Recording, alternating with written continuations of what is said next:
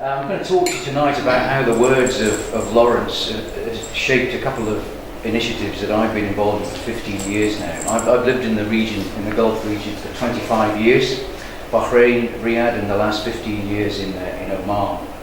And I was slightly late arriving here because I did speak here about 5 years ago, but I couldn't remember exactly where it was and the battery on my phone contact. So I've no idea how old UCL is, but the photograph you're looking at here is considered to be one of the oldest universities in Europe. It was founded in 1134 in Salamanca in Spain. It's an extraordinary building.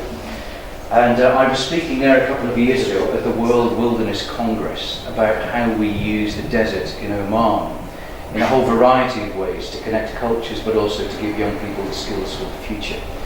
And the Chancellor of the university stood up and proudly announced that the University of Salamanca, as far as he was concerned, was one of the oldest seats of learning in the world. And I challenged him on that, and I said, but in Arabia we have something. We have a university that is much older than yours.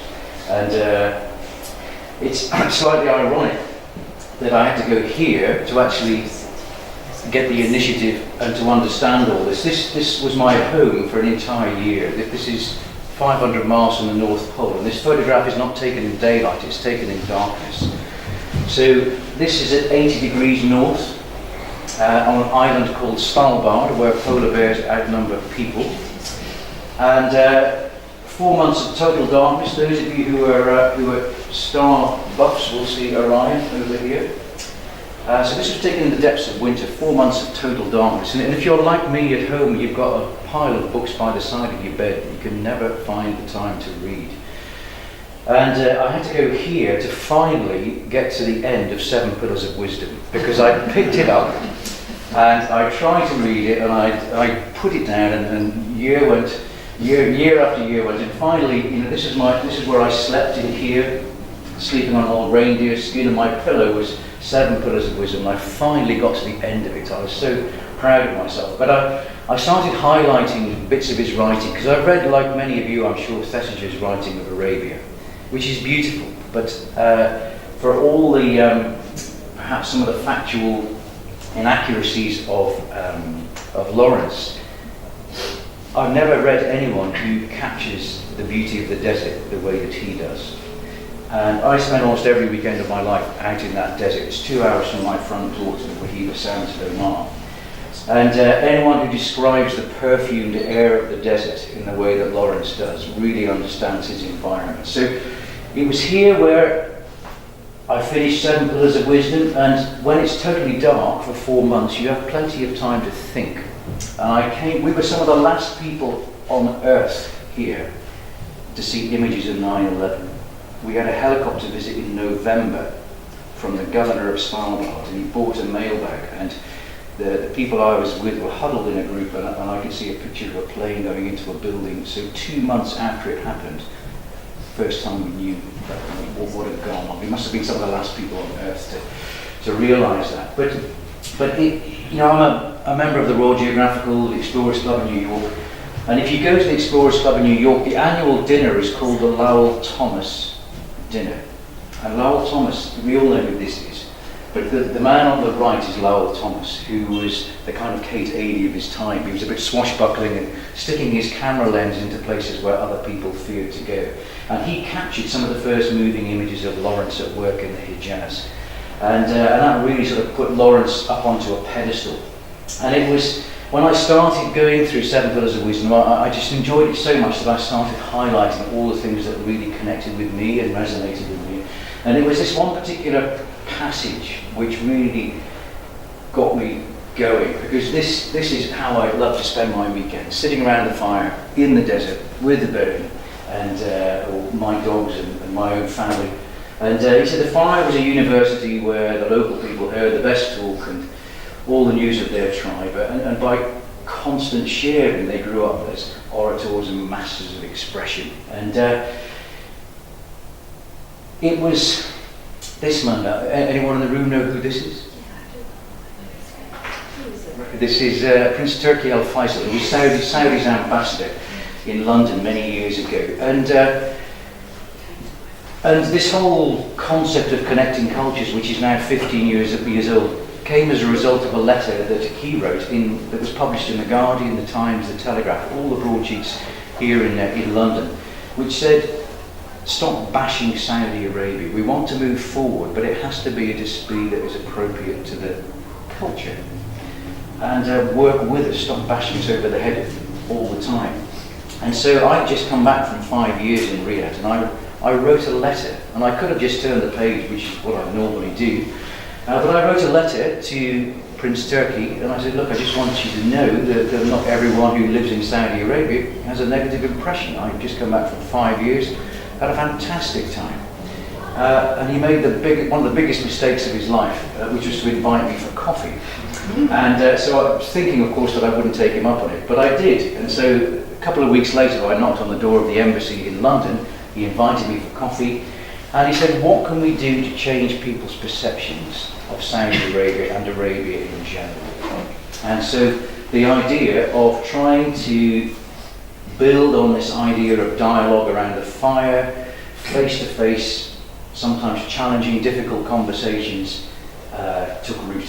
And you can probably, if you look at that image and look at the logo that we came up with, you can see how the logo connects to the image. So this all started in 2004, and we launched this project at the British Museum, and the foundation here was one of the founding partners and has supported this project ever since we started. And it's based around the concept of Lawrence, but also the fact that there's a saying in Arabic that you never really know someone until you've been on a journey with them. And so the whole project is built around a journey, a simple journey. You don't need to be James Bond or Jack Bauer to do connecting cultures, but we do move each day.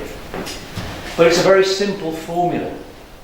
18 young people, 5 days and 4 nights, plus 3 camels. Only 3 because camels are very expensive. Bedouin are ruthless business people, and the winter months are when camel prices are at their peak. But this is a very important ingredient, because this project has been so successful. We've spoken in New York at the UN, we've spoken in Paris at UNESCO. We've tried to replicate it in Scotland, of all places, but actually the midges came out, and the whole reason we were there, which was dialogue and discussion, was almost impossible. So this is critical. Plus, no doors to hide behind. We can all put a mask on for a day, but when you're working with 18 or 17 other people from 17 different countries and totally different cultures, it's very hard to keep that mask going for 5 days. Very important also, thank goodness, no mobile phones. You can carry one if you want to, but there's no signal, it doesn't work anyway. Equals one uniquely powerful experience. And lots and lots of discussions, lots of focused dialogue, and it's a place for inspirational young people. Before I started Outward Bound in Oman, I was a teacher for 21 years, and the 5 days in the desert on these Connecting Cultures courses, it's the most powerful thing educationally I've ever seen. We take young people aged 17 to 25. We select those people through UNESCO, through the MBI Al Jabal Foundation, through Penn State University, the Royal Scottish Geographical Society. The young people that are motivated to apply for this really are incredible young people. We're looking for young people who can influence others in the future. That is the important thing, because it's an expensive program to run. So if all the young people do is to go home after 5 days in the desert and show everyone their photographs, we chose the wrong people. You know, it's an investment in the future in every way. So, foundation here, endorsed by UNESCO and Irina Bokova, and you know, it's fantastic to have a young American sitting next to a young Iranian, sitting next to a young person from the Netherlands, because anyone here from the Netherlands? Okay, I'm on safe ground. But the Dutch are completely off the wall. We'll talk about absolutely anything without any inhibitions. Whereas, obviously, when you're from some of the Gulf states, you're a bit more reserved before you relax and have those conversations. So it's a fantastically rich experience that starts off by identifying our shared values. If I ask all of you in this room to grab a pen and paper and write down the 3 most important things in your life, it doesn't matter whether you're from Tehran or Boston, or from Baghdad or Amsterdam, you know, it's probably health, family, education. And so we then ask the question, if our aspirations are the same, why is there this polarization of cultures? So slowly the conversations become more complex. Challenging stereotypes, what shapes our thinking, who chooses what we see in the media, is the media solely to blame? What are the causes of and solutions to extremism? But then ending on a positive, what can I do to make a difference? A plan for action to make a difference and to leave a legacy. On the subject of legacy, this man features in our discussions. There's only one special prize from the MBI Al-Jaber Foundation for this. If anyone can guess who this is. Edmund Burke. Correct. Well done, Spur. I don't know what the prize is, but see Marion at the end. It's Edmund Burke. And Ed, you know you've made it in life if there are 3 statues around the world of you.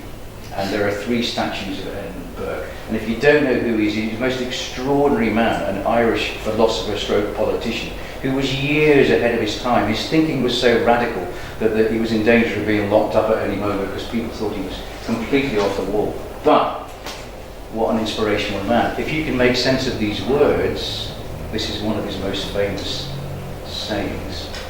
And this is one of the exercises that we do with our young people in the desert. If you do reorder those words into something that makes sense, you'll come up with this.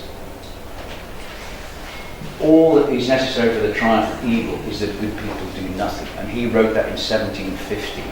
That's how far ahead he was. You know, here we all are fairly comfortable. It's easy for us to do nothing.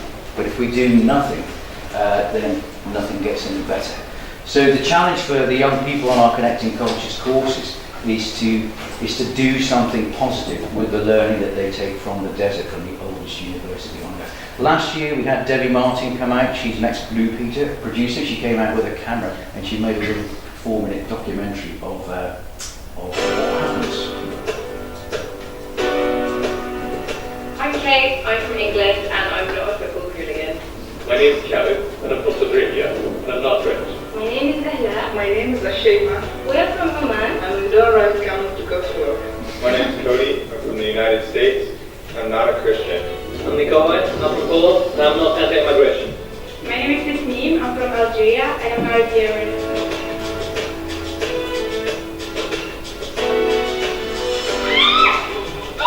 I'm never in the Middle East. You're like, are they looking at me because I'm not wearing a headscarf? Or are they going to sell me for 10 camels? At first, like, I totally thought that Americans are totally racist about everybody, like, especially the Arabic people.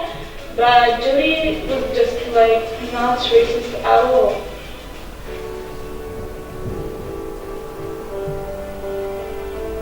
The media has the power to make the truth they want. Media is a tool. It's not to blame. We are to blame. For coming, I was extremely worried that people who are participating in this program would not understand Saudi Arabia fully, because media has filled their attention with so many fake news about Saudi Arabia. We actually have many Arab people in Moldova, and most of the people in Moldova don't know about anything about them. They just believe in stereotypes, and mostly what they hear from TV. I think it's important to talk about how we feel the media is presenting different cultures. Otherwise, we just take it for granted what we see on the news and what we hear from other people. We think that's the truth, and that's not true at all.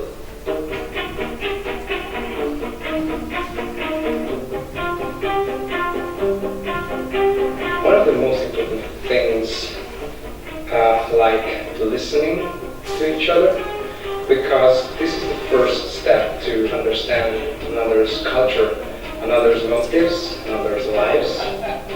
Programs like these create bonds and bridges between countries. I try my best to remove stereotypes they have about my country, I started not judging people by their, what we say, labels, as, for example, a religion, color, race, nationality, or whatever. I started to look at people as individuals. 99% of the population from these countries are just normal people like us, with the same dreams and the same feelings towards life. And I totally with them. Assalamu alaikum, I'm Juma from Oman. Oman is peaceful and tolerant country. Thank you so much. Since we started, we've worked with about 500 young people now, and the important thing for all of them is that when they go back, they share not what they've done, but more importantly, what they have learned. And it's the young Yemenis that really do impress me the most, because there are times when we can't put them on a plane to go back because the roads out of the airport are completely shut down. So for their own safety, we keep them in Muscat until there's a window to get them home safely. But this girl really impressed me several years ago, because it would have been very easy to say, look, I'm sorry, I can't do a presentation to other people about what I've done because my university's been flattened by the bombing. However, undefeated, she went to an old ruin of a building here, and she did it all outdoors. So I find the young Yemenis, we were saying before, one of the young Yemenis we had wanted to be Yemen's first astronaut, and she was 16 years old. Quite extraordinary. She's studying engineering in the States now. And this is the calibre of young people you get coming on this programme, which is quite inspirational. That word legacy. So connecting cultures is one way in which we use Lawrence's University of the Desert to develop the next generation. But if you want to leave a legacy, you can think about Edmund Burke. But you can also think about this man. This is the third and final prize on offer tonight from the foundation. If anyone can name this man, anyone know who he is? Much more recent than Edmund Burke. Rami Al-Rami. No. This photograph was taken at Gordonston. Kurt Hahn. Kurt Hahn, well done. So this That's is the second prize. It is. Gosh, you're on a good run tonight. 20 days in the Rubel Kali, perhaps.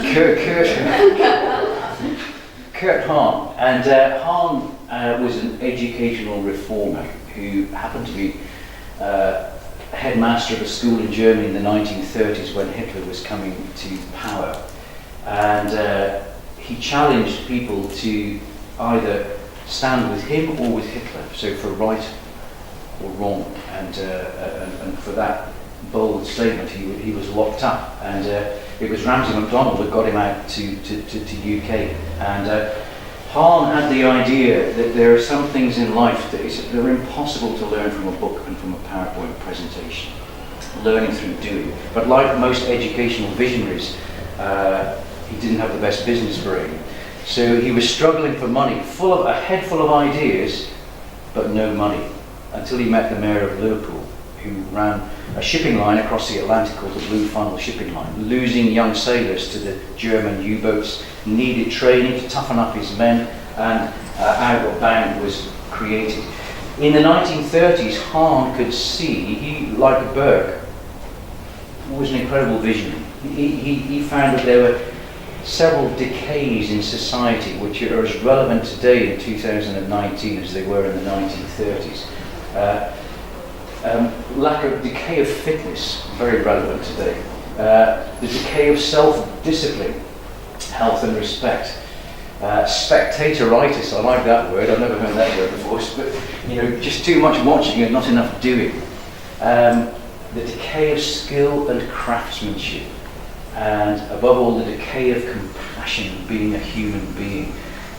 So these are the things that drove Hahn's philosophy. So he set up Gordonston School, but he didn't hang around there for very long. And if you look at the legacy, Hahn passed away in 1974, but in 2017 we did a calculation. He left behind 4 extraordinary organisations, all of which came out of his head. Round Square Schools, United World Colleges, the Duke of Edinburgh Award Scheme, and Outward Bound. So that adds up every year to 1.8 million people around the world benefiting from what came out of this man's head. So an extraordinary legacy. The green dots you see here are all of the Outward Bound schools around the world. So it started in Wales in 1941, set up by Hahn, spread around the Commonwealth, but if you look at the map here, there's nothing in North Africa, nothing in the Middle East. Until 2009, we were proudly able to add a dot in the country that's been my home now for 15, 16 years, which is Oman. And Outward Bound Oman was born. British ambassador, American ambassador, Minister of Education in the middle here. No one really had a clue what Outward Bound was, but they all recognised that Oman, like most Gulf states, needed to do something with its youth. The demographics of almost every country in the peninsula, 60-70% of the population under 30 years old. That's a ticking time bomb socially.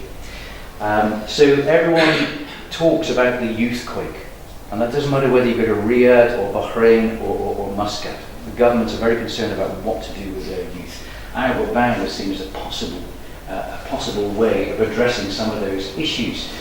So we were launched in 2009 with some seed funding, some cautious seed funding from Shell and a couple of other organisations for 5 years to see if we could make it work.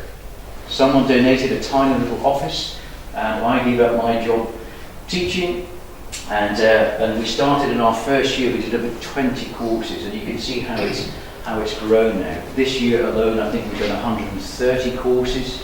It's Ramadan now, so all my team in Muscat are working hard, preparing for the next busy 11 months that go ahead. So it's been a tremendous success story that has enabled people to feel very proud about what Outward Bound is doing in Oman. So much so that the governments of UAE and Bahrain, the King of Bahrain last week appointed his son, the Crown Prince, to be the patron of Outward Bound in Bahrain. So other Gulf countries are recognising what Outward Bound can do. Depending on the time of year, we're either in the desert or we're in the mountains. At this time of year, when it's about 42 degrees in Muscat, we go high. We can drive a vehicle to about 8,000 feet, and there the temperatures are much, much cooler than they are in the desert. You don't want to go into the desert and wander around with a backpack on your back at this time of year.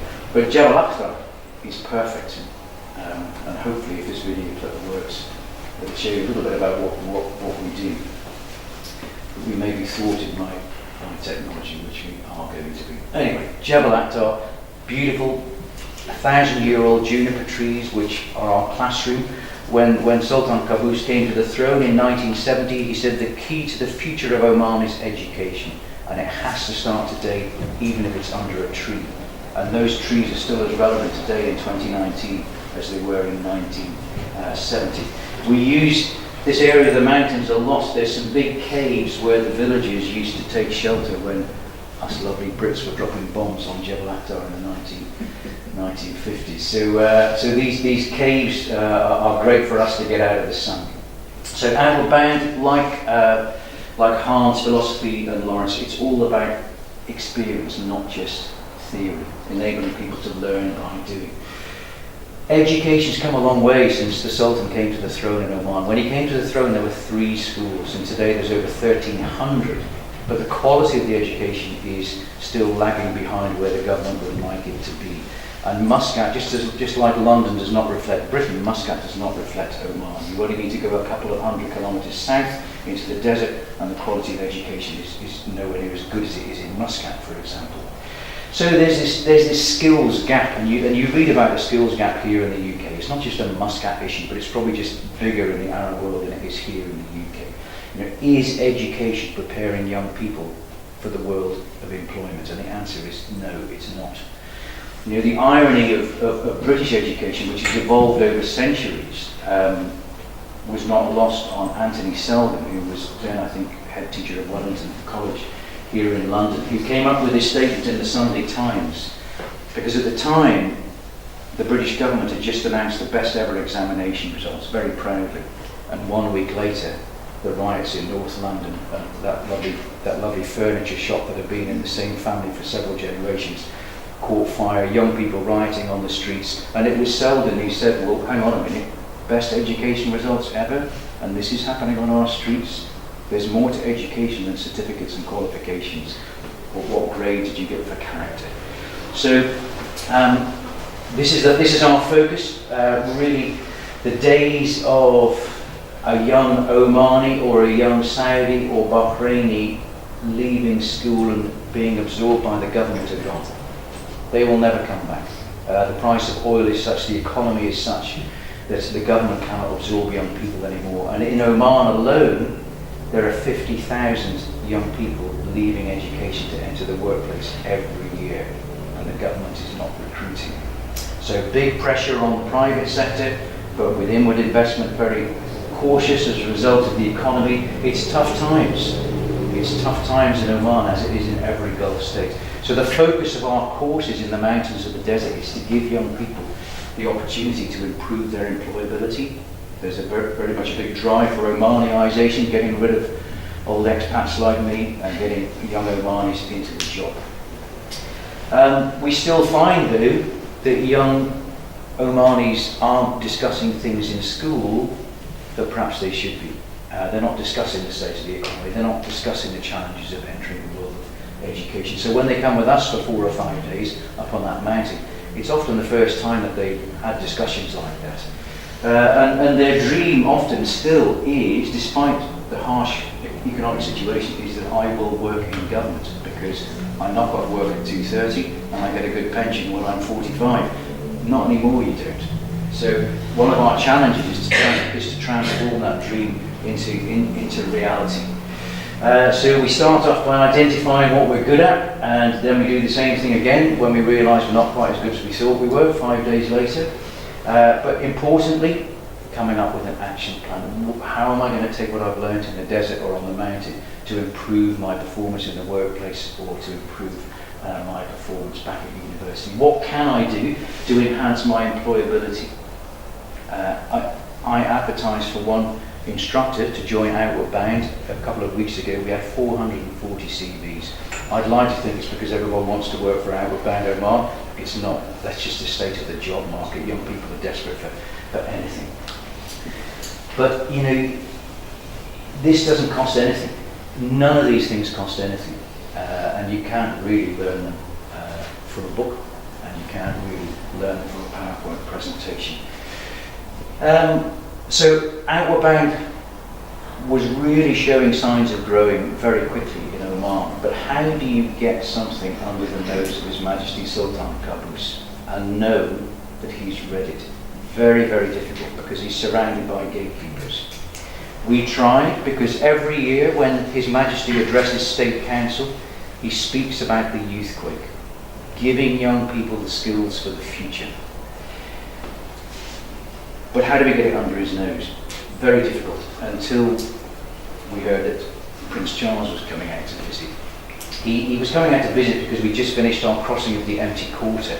But a couple of years before that, he'd been out again. And it was then that we twigged that this was the way to get a letter under His Majesty's nose. So we persuaded, I'll just tell you this story.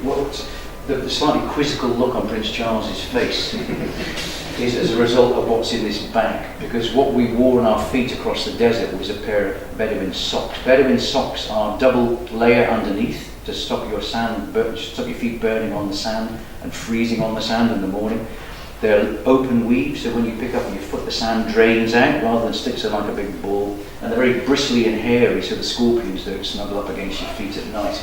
And that's the sales pitch. So what do you get? Someone who's been patron of your expedition across the desert. So we thought maybe one of our photographs, but we were told no, he's got loads of photos stuffed on the top of every cupboard and underneath every sofa. So we thought, I wonder what size his feet are. So if ever, you're an intelligent man, you've got 3 prizes tonight. Can you guess what size those royal feet are? 10. Very close. Size 9. Very close. Size 9. So Amr, who is a Bedouin in Badia, Amr's wife knitted some size 9 socks, and Prince Charles here is having the news broken to us of what we're about to present. He looks slightly bemused. But what I forgot to tell, Amr is a Bedouin born in the desert, lives in the desert, has no idea really who Prince Charles is. So the thought of gift wrapping something delicately for His Royal Highness didn't really enter. So a bit of a shopping bag. When he pulled the socks out, half of the desert drained out of the socks onto the very expensive carpet in the Albassan Hotel. And but His Royal Highness did confirm that in fact he didn't have a pair of Bedouin socks, which we were delighted about. And he said he would wear them at Ascot that year. So, but I don't know whether he did. But this is the letter that his father, the Duke, wrote to His Majesty Sultan Qaboos. And the Duke of Edinburgh, until recently, was patron of Outward Bound globally. And so I wrote most of the first bit, but the most important bit at the end was something that he wrote. I guess when you're who you are, you can ask a cheeky question at the bottom, like, come on, Your Majesty, why don't you help this grow to become a wholly Omani entity as opposed to a British charity operating in Oman? 3 months later, things don't happen very quickly in Oman. 3 months later, we had a deputation from Diwan, the royal court, and I was told that they were coming at 8 o'clock the next morning. And I was told that it was in connection with the Duke's letters. I was very excited. I sat up all night preparing my presentation. The deputation arrived the next morning. One lady who was wider than she was tall, could barely get up the steps into the office. Oh, goodness. But wow, what a lady. Special advisor to His Majesty for special projects connected with the Smithsonian in the States. A brain the size of Jupiter in her head. And I started to waffle on very enthusiastically, and she put her hand on my arm. She said, Mark, I'm a busy lady. I've done my research. I don't need to know what our bank is. I know this is what Oman needs. Tell me, how can we help? Gosh, what a great question to ask. So, but she regrets asking it, I think, because we are now, the result of that is this letter, which, so the first thing we asked for was to be set up by royal decree, which we now are. We were asked, why can't we work with more young people? Why are you only training 2,000 people? I said, well, we're the only out-of-bounds school in the world that does not have a purpose-built centre. Everything we're delivering is out of the back of a four-wheel drive. So we were given land in the desert and on the mountains and in Muscat. We were given a chunk of money to construct, and we were given yet more money to invest as an endowment, the interest from which will fund Omani youth for perpetuity through Agua Pound. So as a result of that meeting, we are now an NGO operating under the Ministry of Social Development, launched in 2009. Thanks to Prince Charles and the Duke, we were set up by royal decree, and so on and so forth. And we've gone from being one, which is me, 10 years ago. We now got 32 fantastic people. The vast majority of them are young Omanis, and just a delight to work with. And this is most of my team, fantastic young people who make me feel considerably ancient, but you know, I have a dreadful commute of about 3 minutes cycle ride to work, and that lot are waiting for me every day. As we've got bigger, we are able to work with different elements of society, the blind, drug rehabilitation, big drug-related issues in Oman, as there are in every Gulf country, and less today that is hidden. It's much more in the public domain now. The blind, the deaf, all sorts of people, and the emerging talent of both the government and the private sector. So this year we will have delivered 130 courses. We even have, Bahrain now. Bapco, the biggest employer in Bahrain, sends their young Bahraini apprentices down to us to develop their leadership skills and their communication skills. And those trees that His Majesty spoke about in 1970, our biggest enemy is not the rain, which it is in Scotland, or the midges, it's the sun. And so trees are our classrooms. To be able to get under those trees is very important for us if you want a good discussion on the issues of employability. The problem is that you've got to get there before the goats and the sheep do, because when that sun's up at about 11 o'clock, everything living in the desert huddles under the trees. And because the goats and the sheep and the camels live there, it's full of ticks. The sand is literally wriggling with you, so you don't want to linger for too long. So it doesn't matter whether you're in the desert or at 8,000 feet on the mountains under the old olive trees and the juniper trees. But that's where education happens in Oman. We have a beautiful training centre in the desert that is powered by solar energy, and this has really transformed what we do now. Prince Andrew came out with Sayyid Haytham. This is our royal patron, Sayyid Faisal, and so we have tremendous support now, real traction as we grow year on year. And this is working. A little bit about our desert training centre for you. Sharqiya Sands, Oman. Empty yet beautiful, remote yet inspirational. In this vast wilderness, Outward Bound Oman provides unique opportunities to explore the desert and learn in the stillness of its dunes. Situated less than 2 hours' drive from Muscat, Sharqiya Sands is bounded to the north by 6,000-foot mountains, and to the east by the Indian Ocean, stretching out over 4,800 square miles of desert. In the winter months, when temperatures are quite bearable, Outward Bound Oman uses its long experience to lead groups in safety on courses in the desert, on journeys of discovery. With dunes up to 100 meters high, the sands offer unparalleled opportunities for challenging expeditions. Yet this is far from the arid wilderness found in other parts of Arabia. The nearby sea regularly results in a heavy dew with thick fog, providing valuable, life-giving moisture. Look carefully and you will find an astonishing variety of species in this environment of unique importance. A visit gives you an opportunity to really understand the rich biodiversity of these sand deserts. They are much richer in life than you ever know. It's also an opportunity to learn about the Bedouin who live here and their distinctive culture, rich in wisdom with much to teach visitors from the rushing modern world. For me personally, my time in the sands gave me an opportunity to have a spiritual experience and understand how important nature and natural ecosystems like this are for our future. Away from the internet and mobile phones, for those willing to listen and learn, the tranquility of the desert offers life-changing insights and opportunities. So that was the first centre that we built with His Majesty's money.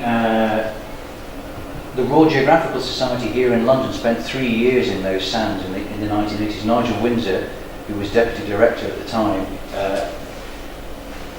one of their final things with the support of BP was to produce an educational pack that goes into schools. So we've done a lot of work to digitise that now. That pack was out of date, so we've digitised it, we've updated it, and this is now, we're trying to embed Arabia and Oman into the UK geography curriculum here. We crossed the empty quarter, as Marilyn said at the start, 49 days from Salalah to Doha a couple of years ago, thankfully before the border between Saudi and Qatar closed. So we were quite lucky to do that. And part of that is we've produced an educational pack. The trendy word, whether you're in business or education these days, seems to be resilience. And the documentary that we made on that expedition has been carved up into 3 sections, and we've produced some educational resources. Joe Owen is launching his new book on resilience in September, so we'll be launching this educational pack here in the UK alongside that. It's been converted into Arabic, and so it'll be embedded in every government school in Oman. And if you've never read any of Joe's books, I would urge you to read this one. This is absolutely off-the-wall thinking. Joe asked himself a question: what can modern business learn from traditional society? And if you look at the FTSE 100 index, set up in the mid-1980s, 100 immovable corporations we couldn't imagine a world without. I think there's 7 or 8 of those 100 survive today. That's it. So Joe asked the question, how can people like this survive in some of the most hostile environments on earth for thousands of years, and yet big corporations cannot survive for more than a couple of decades? And fantastic. So he spent time with me, with the Bedouin, he spent time in Papua New Guinea, spent time with the Maasai in Kenya, and produced this fantastic book. And it's just a great read. Tribal leadership. I really recommend it. Our second centre is here in Muscat. This will be our new office that's due to open in about 4 or 5 months' time. And number 3, there's a lot of time all this time. Number 3 is up on the Jebel. We're just on the detailed design of that now. I'm not going to show you the video clip of that because we're running out of time a little bit. But we do. It's nice to look at the culture. It's nice to remember that we're Omani, we're Arabs, we have great roots in the desert, but we're preparing young people for the future. And when Prince Charles had dinner with the Sultan, after he'd given him our letter, the Sultan wasn't so much interested in the economy. He was interested in his people and the potential impact of the economy on society. And so we are always looking at the skills that, according to the World Economic Forum, are evolving and growing, and those that are declining. And obviously our courses want to focus on those things that are evolving. So we're already looking at artificial intelligence in Oman. Ironically, some of the Bedouin kids don't even go to school, yet at the other end of the extreme we're looking at artificial intelligence and preparing young people. We deliver courses for all of these 100 people. 50 of them are now in Singapore for 3 months, 50 of them are in Switzerland. Huge expense for the government, but a great investment in the potential talent of Oman. We work with Vision 2040. The government's just released its plans for the future, and obviously we feel that we can play a significant role in helping prepare young people, because young people today are the people who are going to be working and producing in 2040. So all of these things really are what we believe that we contribute from our University of the Desert to helping that Vision 2040 become a reality. And finally, I think of just a few minutes, no prizes for this one. My next expedition is all to do with this man, well, not with this man actually. This man, 3 years before so I think most people know this is Kim Philby. 3 years before he got on that boat at night in Beirut and went to Russia, he knelt on his father's grave in Beirut and scratched on that grave the greatest of all Arabian explorers. And when you read about St. Philby, it's very hard to disagree with that. Philby was an extraordinary character. His dad was he was extraordinary, but his dad was even more off the wall. But his dad was quite eccentric and an absolute scholar of Arabia. And he sent this telegram to Bertram Thomas. So when we crossed the desert, we replicated a journey that hadn't been done for 85 years. And the first person to do it was Bertram Thomas. Philby also had this desire to be the first to cross the Rub al-Khali, but his dream was destroyed by Thomas's achievements. So on hearing the news of Thomas, Philby reputedly locked himself in a room for a week in Jeddah and refused to come out. But he did come out, and he went on to do the most extraordinary things. Had he not been accompanied by men appointed by Abdulaziz himself, his men would have mutinied and killed him and left him for dead, because he was pushing them so hard between waterholes. So an amazing man. And his book, the first book he wrote, was called The Heart of Arabia. And it was the story when Gertrude Bell sent him south from Baghdad to Bahrain, Al-Uqair. He met the camels. He went up and up and up onto the plateau in Riyadh, where he met this young man called Ibn Saud. There was this incredible chemistry between them that was to become a lifelong friendship. Philby continued his journey despite Gertrude Bell and Percy Cox telling him he couldn't. He wasn't one for rules, was Philby. He continued his journey all the way to the west, to Jeddah. So he crossed the heart of Arabia, and he met the person who would unite the tribes. He was so thorough that if you were to walk from here to Russell Square Tube Station, if you were Philby, you'd complete probably 3 sides of A4 paper in meticulous copperplate writing. He was an absolute citizen scientist, absolutely OCD. He'd be diagnosed OCD within minutes today if he was still around. When he came back to London to lecture at the Royal Geographical Society, at the time, that building had 30 full-time cartographers waiting for people like Philby to stagger in with their chest of drawings, and they would set to and create maps of these unexplored parts of the world. Philby was so meticulous that they were able to produce this map alone from his observations. That's how good he was. And this in the background here, photographs of the pages from his diary. That all of his papers are now stored at the Middle East Institute in Oxford. So it was a friendship that shaped a nation. It led to the negotiations and the awarding of the biggest oil deal in the history of the world. And this, another page of Philby's diary. I mean, it's one thing walking in 45 degrees, trying to control your camels, but trying to write this so neatly, and all of those observations, how he was able to travel 20 miles a day and do all this was extraordinary. They don't make him like Philby anymore. Without doubt the greatest of all Arabian explorers. He was awarded the Founders Medal, which is the highest medal that the Geographical Society can award, but because it was the end of the First World War, there was a shortage of gold, so they offered him a medal in bronze and gave him some cash to make up the difference. Some of the books that he produced, he was an ornithologist. He named 2 species of birds after his various wives. Dendrocopus dorea is the Arabian woodpecker. So I have a dog in Muscat called Freya, after Freya Stark. I also have Dora, named after Philby's wife, second wife. And Thesiger got locked up when he strayed into Saudi Arabia, and it was Philby that travelled south to release him, and that was the time when they actually met for the first time. And Thesiger wrote Philby's obituary and wrote absolutely beautifully. And that was it. So our journey, which will be starting in 2 years, will start here. So Philby sailed down from Basra up to Riyadh, where he met Ibn Saud, and then all the way across the lava fields down to Jeddah. So that's the next project, but that's probably saved that for another lecture. Good. Thank you very much for listening.